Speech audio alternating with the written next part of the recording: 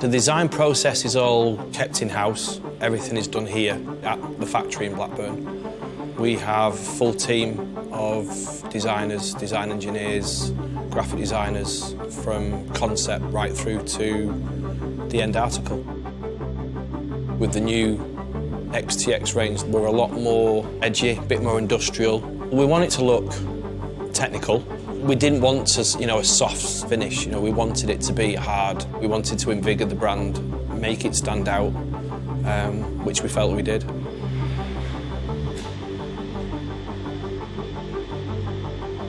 We buy the bar in, which makes most of the first stages that we do. When the bar comes in, it then goes into the CNC machines. It holds 10 or 12 bars at any one given time. The machine starts to do one side of the bar, and then as it's finished that process, it then grips the bar, pulls the bar forward, trims the bar off, and then the back side of the machine then comes in and actually machines, while it's still got hold of it, the other side of the bar. It's just a continuous process. Any waste material that is actually come off, be it from a first stage body, be it valve spindles, whatever component part we're actually making, what will happen is that waste material will be then collected in a bin, and then we will then actually sell back to the company who we buy the brass from. That will then come back as a piece of bar that will then go back to make another regulator. The next stage from after the part's actually been machined is obviously the quality side of it. We need to check parts as they come through the factory before it goes through to final process, because obviously what we are producing at the end of the day is life support. We've got specific guys to look out for specific things within, whether it's a thread, whether it's a hole or an orifice or whichever it is that needs checking. We've got machines that will then be checked on. Now, if the guys were to find something, because we keep everything in-house, we can react to it very, very quickly. Once everything's been checked out and everything's okay, it will then be sent to be cleaned and polished. The main reason for the chroming side of it is aesthetics. The reason why we chrome it, obviously, it keeps the looks of the regulator. This is where the magic happens. It literally looks like jewellery when you go down there, and it's raw brass at this stage. Once it starts going through the actual process, it literally changes colour in front of your eyes. So it'll go through, start off obviously as raw brass, it'll then go into one of the dips, it'll come out and it'll be green, it'll go into the next one, it'll come out and it'll be gold, it'll go into the next one, it'll be brown, go into the next one, it'll come out and it's bright silver, then it comes out the next one, it's obviously it's been cleaned, it's nice, it's gleaming. It's pure alchemy how it does it, it's amazing.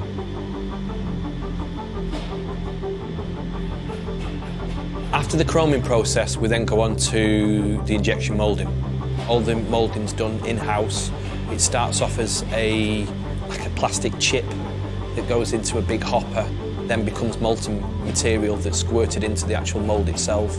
Once the machine actually makes that specific part, it then ejects the mould. It's cooled down within the mould before it ejects it, and the part comes out, formed, ready to go. The next process we have to do is obviously we make the hoses. All the crimping and everything with regards to the ends of the hoses, we do it in-house. Not everybody likes the same hose, be it on their BCD, be it on a regulator.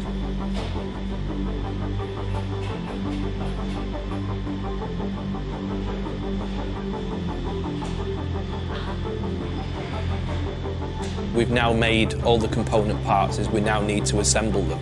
It's a little bit more hands-on because it's obviously you're then dealing with the actual plastics side of the component parts. The people that are involved within that side of the business, obviously, again, it's life support equipment that we're making, so there's no second chances. So that each one is actually tested, so we know everyone is set precisely to what we want with regards to the interstage pressure. So everyone will leave the factory identical, exactly the same.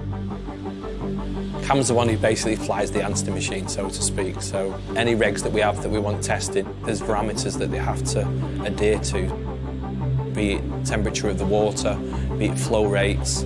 We can put a regulator, whichever it is, we can preset the machine to dive at a specific depth. We can preset the water to be at a specific temperature. We can set the breathing rate, say of a panic diver or someone's diving at depth, or we can even we can change gas that they're breathing The next thing we have to do is obviously package the regulator up and then ship it out to the dealer or international client that the regs are actually going out to. Each regulator gets its own serial number. The first stage will have a serial number and the second stage will have a serial number. When it is actually put in a specific box, that box will actually have stamped on the outside of it each part that is actually in the box. So we know where each regulator goes. With regards to a customer who goes out and purchases Apeks regulator, I want them to have that full-on excitement. They've got to get it wet. I want them to feel the same way that I still feel every time I open a box of regulators. Why should we only be diving X amount of months of the year? You can dive 12 months of the year. That's what we test them for. We always go above and beyond what we need to do just to make sure that our regulators will perform.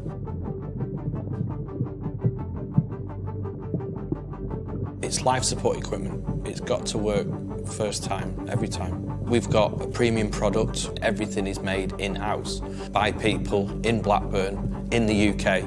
There's not very many companies can actually say that. We're still always going to be that little kid in the background that wants the fun, wants the adventure. Be it for photography, be it for technical diving, be it for diving on wrecks, be it different temperatures, be it warm water diving, cold water diving. It's just, there's so many choices that you can do for different types of diving. It's just one of those things, if it grabs you and it hooks you, you've got it for life.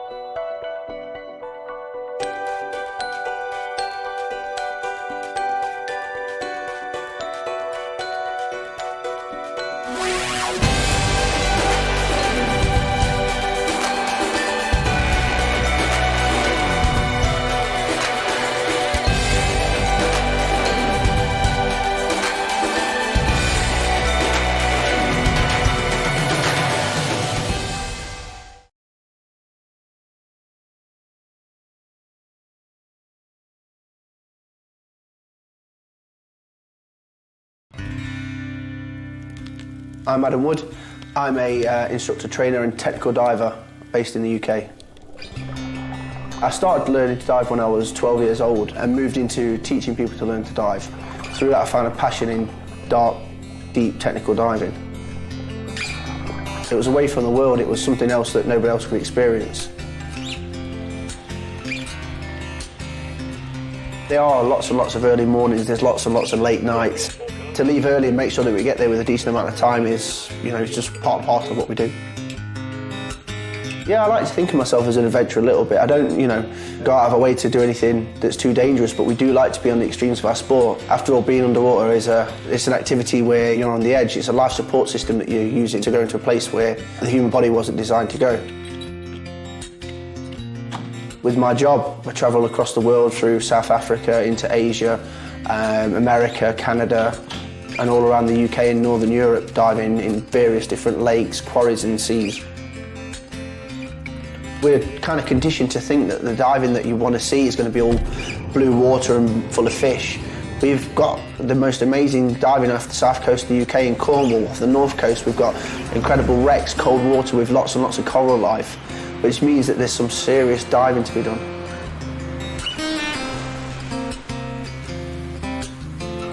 I run visually through the dive in my head. I make sure that every point of every dive I know where I should be and how I should be acting.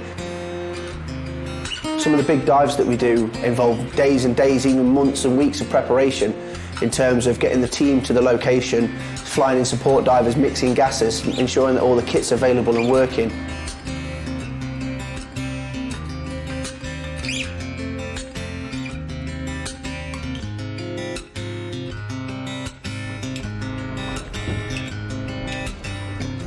I like to make sure that all my gear's checked out, so I confirm everything and I double confirm everything. There's nothing worse than turning up on a dive site without one of the essential pieces of equipment you require.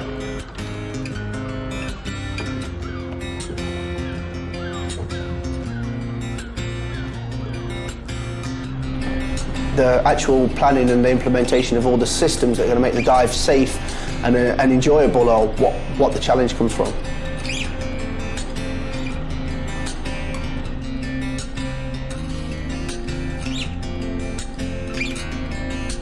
The wonder of the underwater world is never going to stop amazing me, I don't think.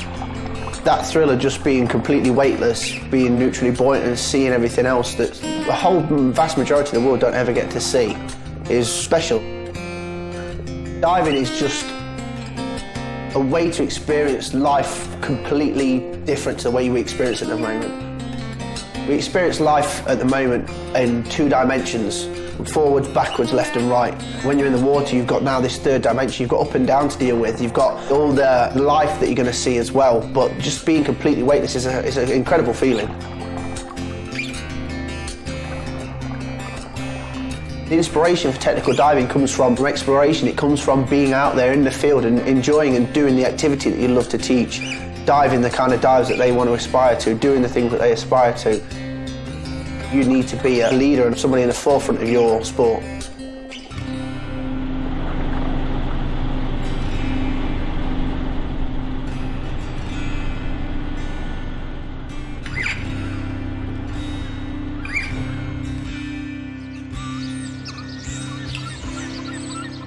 Diving is a whole community in itself. In technical diving, we always dive as a team. We get the team together, we go out, go into a nice pub somewhere, have a nice meal and a few beers and get to know everybody in that location that you dive in. A whole bunch of people that have got the same love for the same sport. It's quite an intense environment. Everybody's really focused on what they're doing. We spend a bit of time, getting away from it. I'll take a stroll along the beach, maybe have a bit of a campfire and then just relax. It's really important to me to use an established brand. I can rely on it when I'm in the most harsh environments. The guys that go out and make these products are the people that dive in these products on a regular basis. We go to the depths that people can't imagine on a life support piece of equipment that's designed for us particularly. This is as close to being in space as you can possibly be.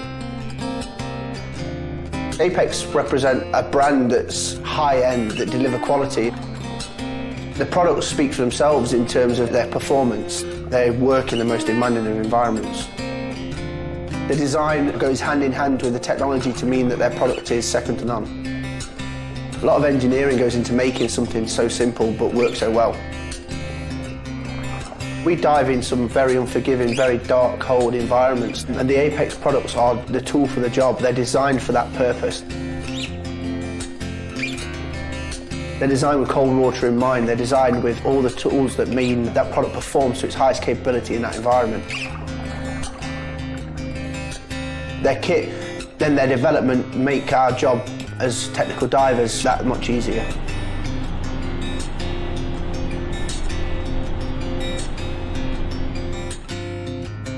I don't know there would be much life after diving, to be honest with you.